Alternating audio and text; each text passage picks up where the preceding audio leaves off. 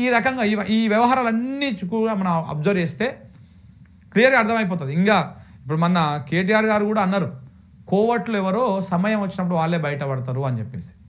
నిజంగా కోవట్లు ఎవరున్నారో సమయం వచ్చినప్పుడు వాళ్ళే బయటపడతారు అని చెప్పేసి. ఇంకొక విషయం కూడా ఇక్కడ మనం గుర్తు చేసుకోవాలి. మౌనం చాలా ప్రశ్నలకు సమాధానం అంట. మౌనం చాలా ప్రశ్నలకు సమాధానం. కొన్ని ఆరోపణలు వచ్చినప్పుడు, కొంత నిందలు పడ్డప్పుడు మౌనంగా ఉంటే కాలం వాటికే సమాధానం చెప్తుంది. ఎందుకంటే మన మౌనం అవతలోడు భరించలేడు. మనం సైలెంట్గా ఉంటే మన మీద ఎవరైతే ఆరోపణలు చేస్తున్నారో వాళ్ళు భరించలేరు, బరస్ట్ అయిపోతూ ఉంటారు, ఆవేశానికి లోనవుతూ ఉంటారు, వాళ్ళే బయటపడుతూ ఉంటారు. అందుకే కాలం చాలా గొప్పది. అలాగే కాలానికి అనుగుణంగా మనము మౌనంగా ఉంటే వాస్తవాలు, నిజాలు ఎన్నటికీ ఒకరోజు తప్పకుండా బయటకు వస్తాయి. వాళ్ళే బరస్ట్ అయి బయటకు వచ్చేస్తారు. సో ఈ వ్యవహారంలో కూడా గది నడుస్తూ ఉంది. మౌనంగా ఉంటున్నారు. ఆ మౌనంతో ఇక్కడ మరి భరించలేకపోవడమా ఏందా అనేది అర్థం కావడం లేదు. ఇంత అసంతృప్తి, ఇంత వ్యవహారం, ఈ రకంగా మీడియాలోకి వచ్చి ఎక్కేసి ఇట్లా మాట్లాడేసి ఇవన్నీ కూడా ఓ టైప్ ఆఫ్ ఏదో చీలిక వ్యవహారం లెక్కనే కనపడతా ఉన్నది. సో మరి ఎవరి కోసం చేస్తున్నారు ఇదంతా? దేనికోసం చేస్తున్నారు?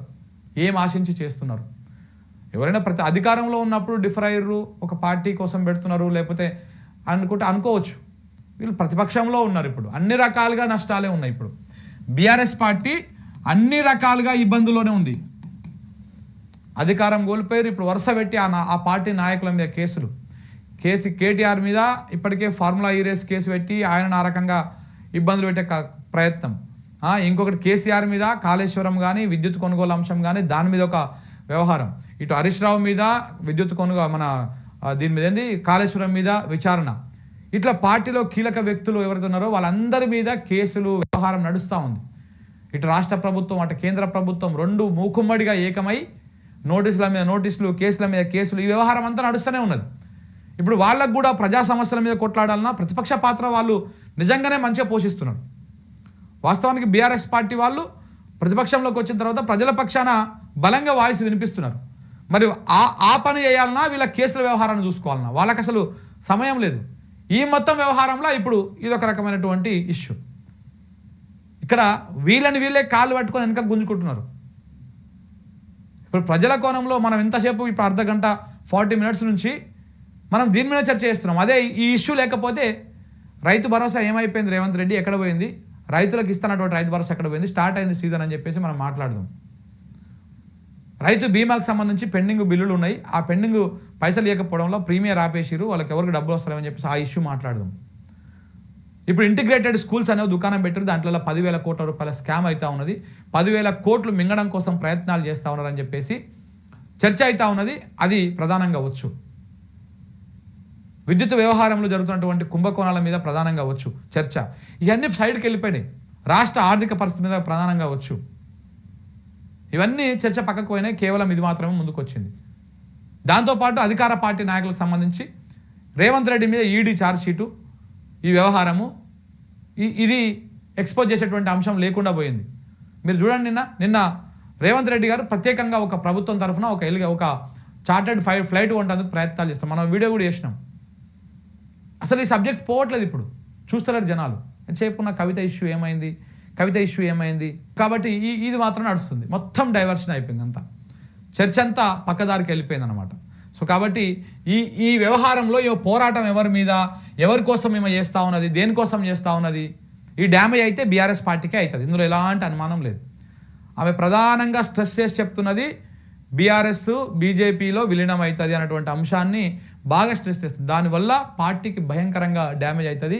కానీ వాస్తవానికి కూడా కేసీఆర్ బీజేపీలో విలీనం కాదు కదా, ఆయన ఉన్నంత వరకు అయితే అలాంటి ఆలోచన కూడా దరిదాపులకు రానియాడు. ఆయన కొంత జగమొండి అట్లా పార్టీలో విలీనం చేసి అయితే పోరాటం అయ్యే 2001 నుంచి ఎన్నో ఒడిదుడుకులు వచ్చినాయి. ఇట్లాంటివన్నీ హడల్స్ అవన్నీ అధిగమించుకొని చివరికి ఆయన తెలంగాణ రాష్ట్రం తెచ్చేదాకా వచ్చినాడు.